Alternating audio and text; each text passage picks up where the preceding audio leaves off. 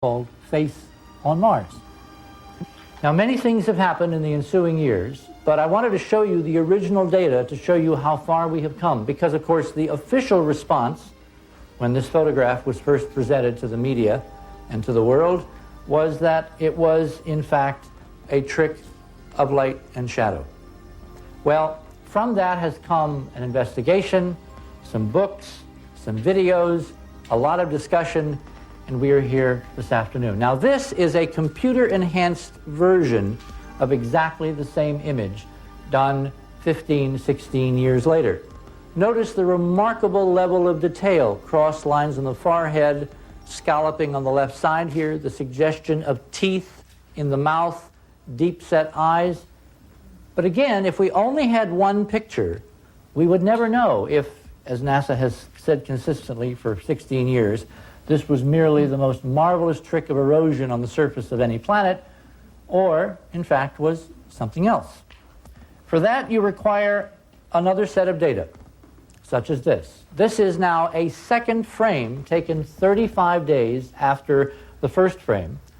And DiPietro and Molinari, two imaging engineers at the Goddard Space Flight Center who got into this very early on in 79 and 80, they were the ones, not NASA, to cull through the 60,000 Viking images in the archives and to find this picture. And when they processed it, lo and behold, this object turned out to be remarkably bilaterally symmetric. Now, we mean by that it seems to have a left and a right half. There appear to be two eye sockets, the mouth goes through, the hairline appears to go around, there's proportion symmetry, about 95%. Now, facial expressions we see in mountains or in landscapes here on Earth are inevitably perspective shots, profiles, where if you move 100 meters one way or the other, they go away. What made this different was it was a frontal, full-on facial view, as if you were looking at yourself in some kind of cosmic mirror. And maybe that's a telling metaphor for exactly what this was intended to be, if and when we climbed up the ladder to spaceflight, journeyed across space to Mars, and looked down and saw it staring back. Time will tell.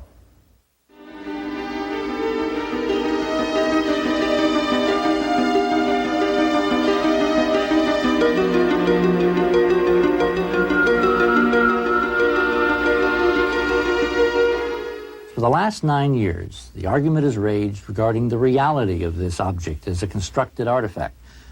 Well, our focus has now begun to shift. We're looking more at the meaning of this object, including a possible connection with the Earth.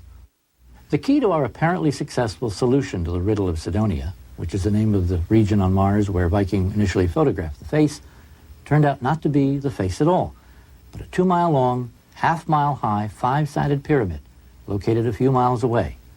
It was Eero Torin, our team member on loan from the Defense Mapping Agency, who cracked the code, because Torin found, when measuring the internal geometry of the D&M pyramid, that it contains incredible geometric structure, fundamental mathematical constants, which in the universe are the key to signifying the presence of intelligence. This is the Sphinx. We're now looking at a structure, a magnificent, monumental work of art created at a time when nobody else on planet Earth is supposedly able to do anything of that magnitude or scale. There's no other contemporary civilization to pin it on. So who did it? And before you say Martians, just sit there and listen, okay? Okay, I don't want you to leap here. Science has now opened. I mean, rigorous science has opened the doorway to what, in I think it was John's parlance, the dreaded A word, Atlantis. Is it conceivable that the mythos that came down to us through Plato, speaking of a prior high civilization capable of things like this, is maybe not a myth? But in fact, we're seeing at least one surviving, albeit very ancient, artifact that you can touch of that halcyon day when we could do things that we no longer can do. Something ineffable brushed an earlier phase of human history and left a monument that recorded in some form the echo of that signal. The basic model of the Sphinx is this lion-man interface. We began to look seriously at the possibility that there was more than a passing connection between this awesome structure and the monuments of Mars. Well, take a look. As you progress through the various imaging enhancements, this is high sun now, all right, you can very definitely see that this guy has a simian proto-human look. What you then do is you take the halves, all right, and you fold over. All right, let me go back one. You fold over this half, all right, onto that half so that you can actually get a mirror image, and it's very definitely primitive hominid. It's not Marilyn Monroe or Paul Newman. Why is it primitive hominid? Might it have something to do with how old we think this thing might be? Circa 500,000 years. Hold that thought.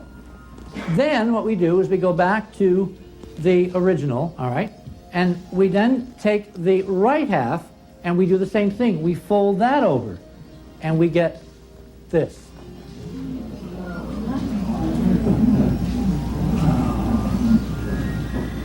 And I'm really gratified by your response, guys, because that's exactly my feeling. The hair on the back of my neck.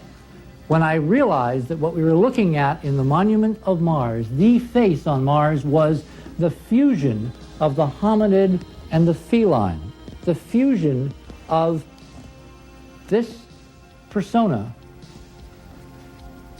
From this, I realized that what we were seeing was, of course, sphinxes, literal embodiments of sphinxes on two worlds linked by the fundamental constants of Cydonia over and over and over again.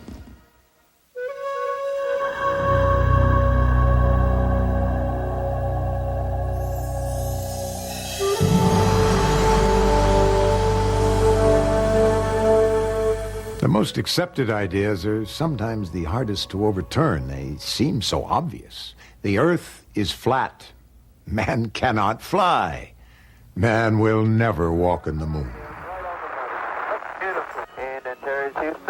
For me, though, the idea of looking back at Earth from deep space and seeing it in a new perspective, that's the most profound experience of the entire space program. Dr. Edgar Mitchell, ex-Navy astronaut, was one of the few men to walk on the moon. An example of changing thought structure is the classic one that begins with Copernicus.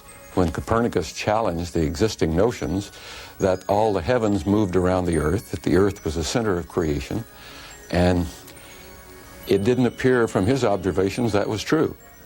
And so he invented or created the heliocentric theory that said all the planets move around the sun. And that was certainly resisted at the time. Fortunately, Copernicus was a rather wise man. He didn't challenge the existing system till he was near death, and it was published after his death, as a matter of fact. It was Galileo that came along with his telescope and saw planets moving around, like moons moving around a planet, and suggested that maybe Copernicus was right, that Earth was moving around the sun. Unfortunately, the authorities of the day didn't want to even look through Galileo's telescope. They were quite confident they knew the answer without looking at new evidence.